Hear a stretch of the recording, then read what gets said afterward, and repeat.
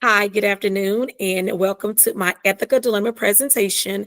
My name is Clarissa Taylor, and the ethical dilemma found here in this presentation is the counselor had a dilemma that involved finding ways to initiate cultural conversations that respect the client's background and culture to help the counselor facilitate and develop multicultural competencies that are required when working with culturally diverse clients. Now, Hook et al. Said that it's very important for counselors to ensure that they are continuing to develop their cultural competencies, because in this profession of counseling, you will be working with a diverse population of people from different backgrounds and different walks of life. So that cultural competency piece is very important. So when we're talking about identifying the problem here, the problem involved Maria, and Maria was an African American client who was experiencing some reservations with working with the counselor. The counselor was a Caucasian counselor, and Maria's reservations was that first of all, she just wasn't sure if the client could relate to her culturally, and just maybe the racial differences would create some kind of problem for them. Now, Maria came in with some historical information or some backgrounds information from her family of origin. And her family of origin considered or believed that counseling was a sign of weakness. And so it took a lot for Maria to even get to that space of going to see the counselor.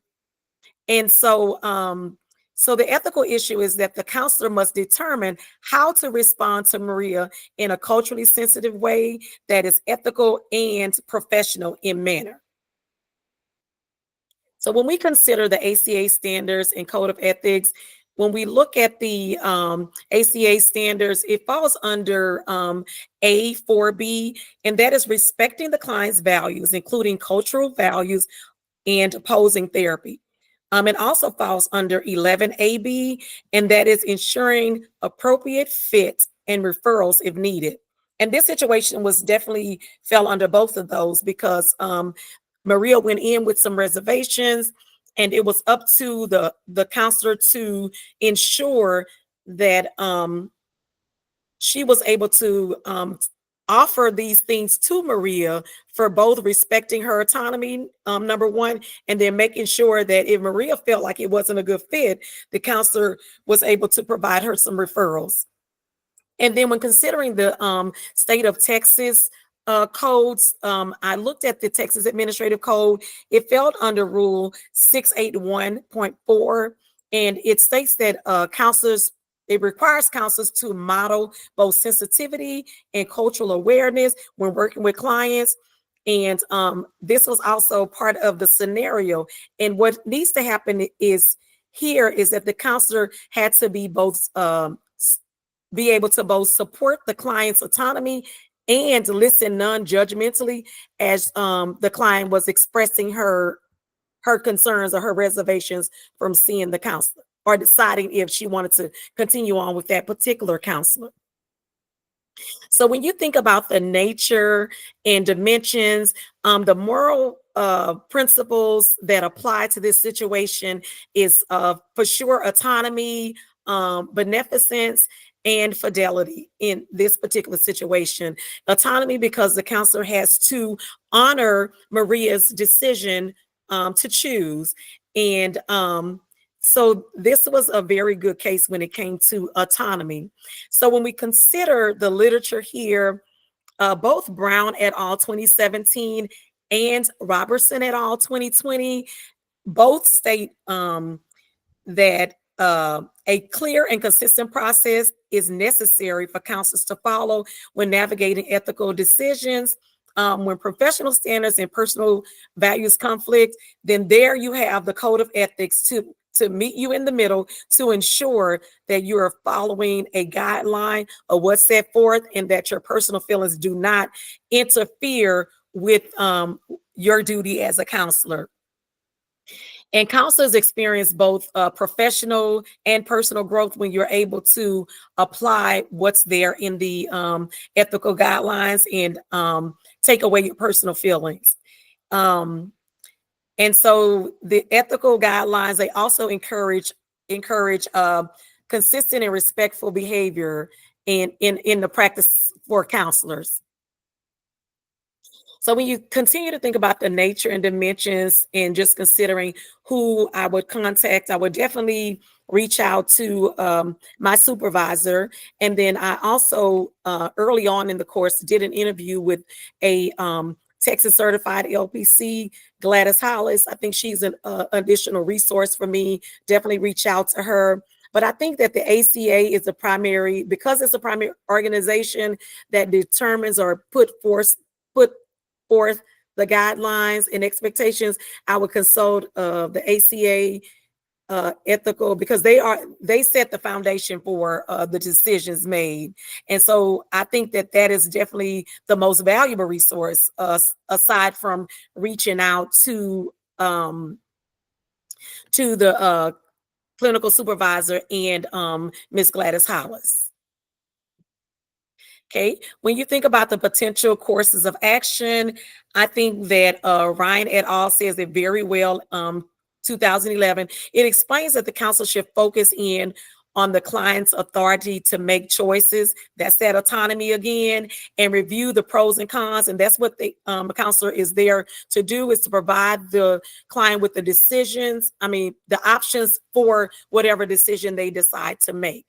And so, the course of action that I selected is to refer Maria to another counselor with similar background that she may feel comfortable with, while also responding with empathy and showing cultural sensitivity to Maria's concerns about me as a counselor. And then I would also offer her continued support, and I would give her a list of counselors that she can go with if she feels more comfortable with someone else. So when you think about the potential consequences for this, I think about each option. It has both positive and negative a recourse for this, and are positive and negative implications. And Smith et al. 2014 goes on to define autonomy as the ethical principle associated with an individual's right to independence and self-determination. And so by referring Maria to another counselor, that is definitely honoring autonomy. But you want to ensure that Maria doesn't feel excluded, and that there's no delay in her care, because it took a lot for Maria to go into the counseling session, or even to get to that point, only because she expressed it in the beginning that she had some reservations because her family of origin looked at counseling as a weakness or as being weak. And so we just want to make sure that we are continuing to build that trust when we're in the middle of giving the autonomy, and also possibly transitioning Maria over to someone that she feels more comfortable with.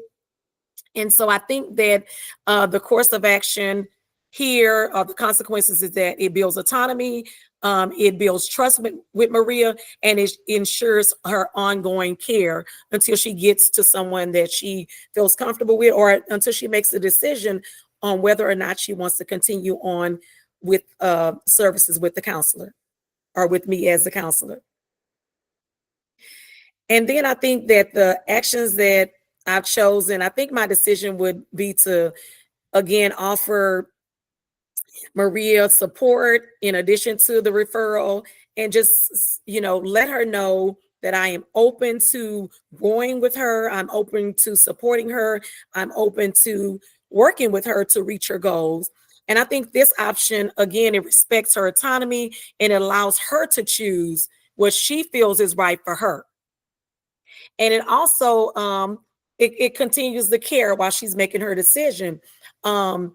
It promotes an open and supportive relationship, and it doesn't force Maria to continue if she feels uncomfortable. And so this supports autonomy, beneficence, and fidelity as well. And so when you think about step number 6 in how you evaluate the course of action, I think by providing both options, this course of action selected is ethically sound, number 1, and it's ethically sound, it's responsible, And it's the standard that I would definitely choose for the client. And when you think about the tests of justice, yes, Maria is being treated fairly with this decision to allow her to choose, as well as deciding to stay with me as a counselor if she chooses to.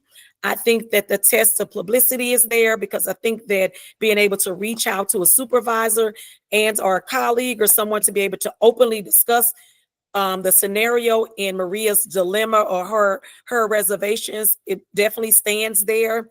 And then the test of universality, to be able to offer offering a referral to her and offering either the referral and or to continue the session, that is would be offered to any client that came in that had those same reservations that Maria had. So I definitely think that the test of publicity, all of that is when you evaluate the course of action, those things are there and can be proven in this selected outcome of the situation.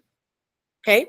And then in order to implement the situation, step 7, I would definitely openly validate Maria's concerns, let her know that I definitely understand.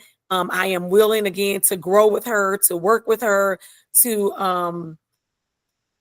offer whatever it is that she needs to get to where she needs to be. I would offer a culturally sensitive response to her. I would be supportive. I would assure confidentiality, and I would assure her of my commitment to growing with her and or passing her off to someone who better suits her needs and that she can to grow. Because I commit to doing no harm to the clients as a counselor. I would definitely provide her with the referral options, and I would work with her on any goals that she have until she's able to get to the next counselor. Definitely develop and work with her on those goals. And then I would definitely follow up with her based on her decision. So if she decides to stay, I would be happy and work with her on that. And if she decides to go with someone else, definitely support the decision that she has made. And so that concludes my ethical dilemma presentation. My references are listed here. This was a very, this lesson provided a wealth of knowledge and allowed me to work through the process, allow me to view an actual scenario and then be able to apply that scenario to a situation. And so I was grateful for the experience of this particular assignment. Thank you so much for listening.